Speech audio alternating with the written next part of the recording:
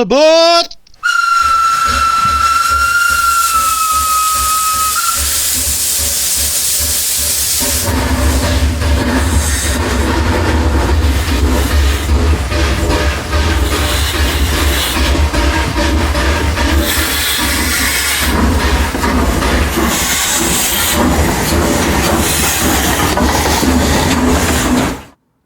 Hello and welcome to this edition of Shaky Hands Shed, and today I'm going to be doing something a little different.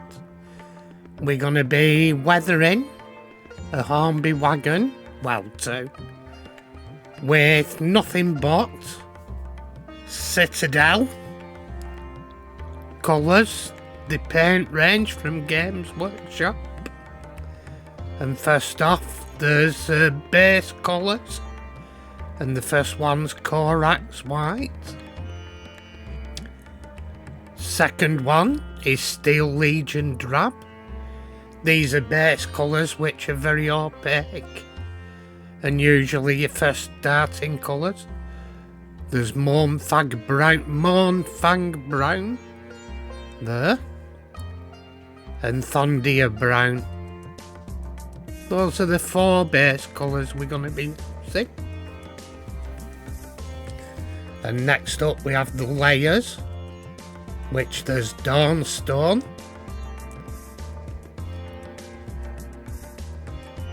that's for the primer areas on the wagon. You'll see after there's Dawn Yellow,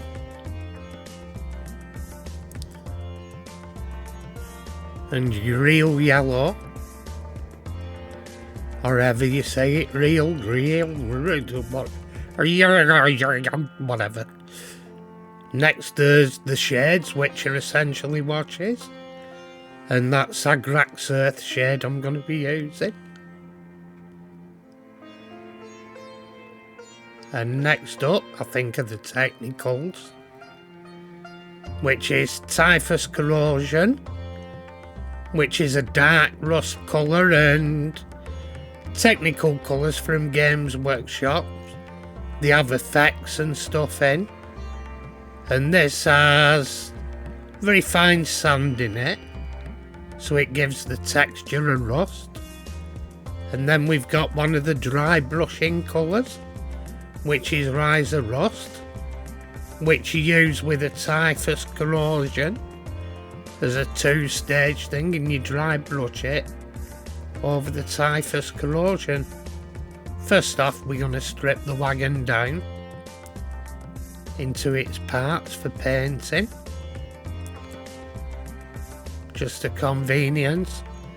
And yeah, what I'm going to be doing is just weathering with just Games Workshop's Citadel paints, or warhammer as some may call them, and a couple of different brushes, just for, like, there's less and less model shops about now, and one that's a staple throughout the world really is Warhammer. So you should be able to get Warhammer products wherever you are. Or at least we're in a smallish journey to your nearest city. And there we are, they basically... And there we are, I changed lamps because one was strobing. And what we're doing first, we're sanding the silly white line Hornby puts on it. It actually looks good on a train set for kids and stuff. I do like it in some ways, but for realism, even if they did do it, it wouldn't last for long, so it's being sanded off. And also I'm putting a degree of wear. These are obviously second-hand wagons. As you can see, somebody's done some light grey paint on areas to represent primer, because BR did do that, and they've done it on the metal areas to represent primer, as if they've cleaned up the metal areas and re-primed them because they've been rusty. Because fact did happen when they went to carriage and wagon. And first off, we're starting with the base, Thondia Brow. That sounds odd, doesn't it? Thondia. Thondia. Anyway, there we go. We're just painting the wheels in a brown colour. Obviously, if you want to, you can vary up. I've just used what I thought was good to my eyes, because the under chassis usually get a chocolatey brown very quickly on railway stuff through rust and dirt and stuff. Anyway, here we have an homemade wet palette comprising of a Tupperware box, a sponge and some baking paper. And to that we're applying... I've chucked it in, I've probably missed it, but it's Dawnstone. If I didn't show the bottle before, it is Dawnstone. And we're painting it on a certain amount of planks. Because British Railways did replace planks on wagons at the carriage and wagons when they were doing them, and then primed them. And they weren't particularly tidy jobs, it was just a working wagon. Anyway, next up is Dawn Yellow. And I'm wiping most of the paints off because you can use the normal paints for dry brushing as well. Like any paint, you can use pretty much any paint for dry brushing. And what I'm doing, I'm using the Dawn on the... Here I'm sanding it because it weren't going on as I'd have liked. So I'm just roughing up the surface so I can dry brush it. Because it were a glossy flat surface and it weren't really working. There you are. I've shown it there, the Dawnstone. And here I'm dry brushing over it. Just to bring out a bit of detail and give faded effects and stuff. Tip is to get virtually none of the paint left on the brush. It doesn't have to be particularly tidy. And next up is Agrax Earthshade. We're going to give it an all over wash, starting inside, to bring the planking detail up inside.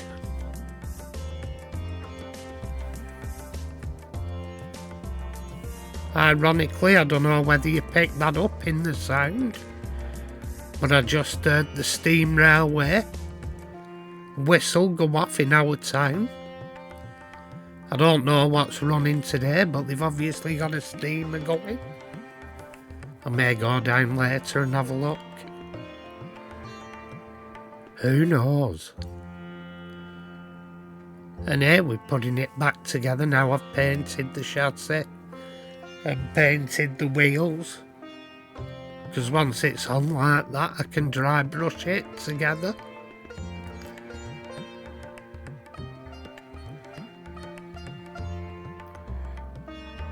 And there we are, they're back together.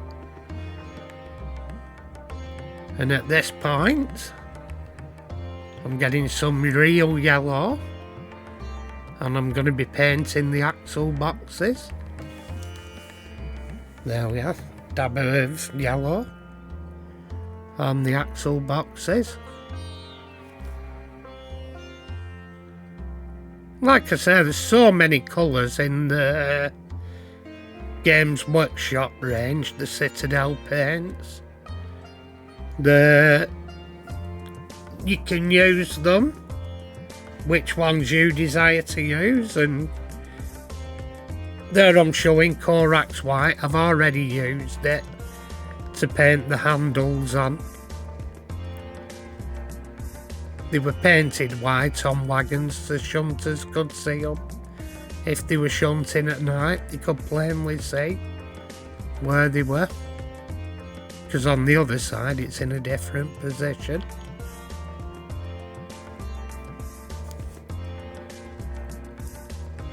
And here we're doing the base colour again, the Thondia Brown. And I'm going to use it as a dry brush this time for doing interior planking, colouring, etc. I did have Vallejo wood effect set, but the thing is, it wouldn't have gone in with the Games Workshop remit. So, because the idea is showing anyone starting up that you can use the Games Workshop range of paints to do a good job. Obviously this is a quick job, it turns out nice, but if it had gone slower and took more time without filming, it'd have been a lot better. It's just that it's not an easy game filming and painting at the same time. It's very slow in fact. And here we've got more Fang Brown, which I'm going to use for more dirt effects and more dry brushing.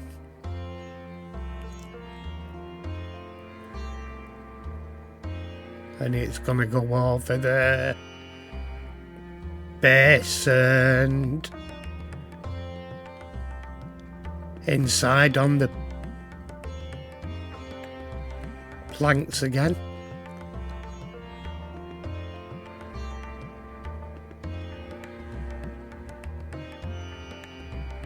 There we go, do the planks. No, I must have done them earlier. And here I'm gonna do some dry brushing again, bring out some detail.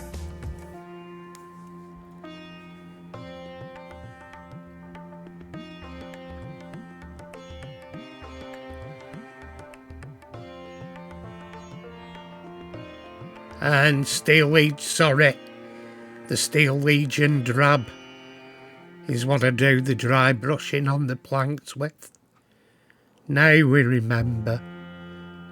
And also I do the dry brushing around the vehicle on the bottom half to represent the dirt and mud thrown up.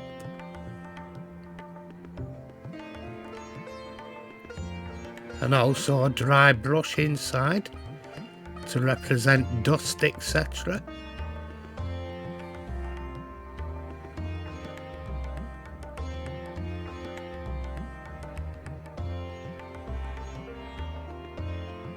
There we are, going upside again.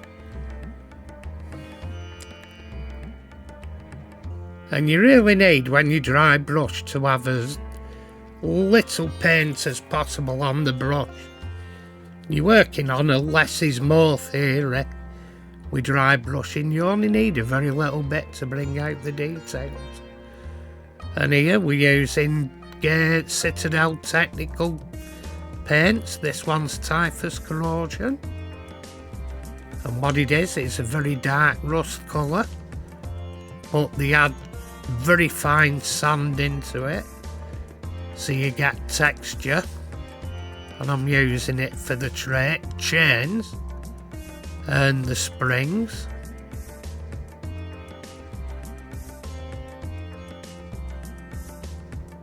Where you'd have had rust on them. Places where if they'd restored it, they wouldn't have sanded down chains or anything.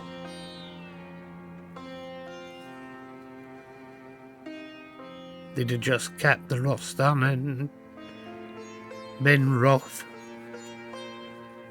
And there we go, unless they put new on, obviously. And there we go, that's on. And next up we dry brush over it with riser rust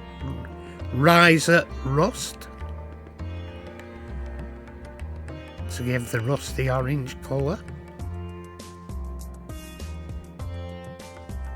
And used a lot smaller dry brush. Well, it's actually a normal brush, cut halfway down to make it firm.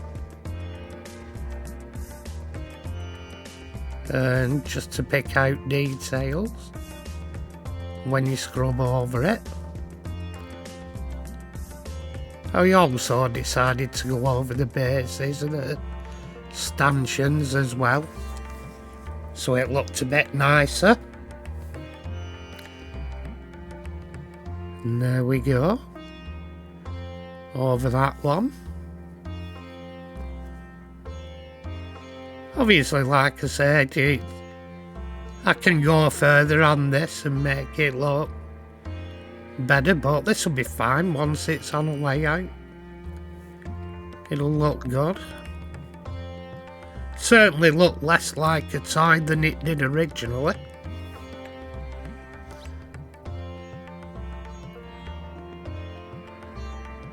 And there we go.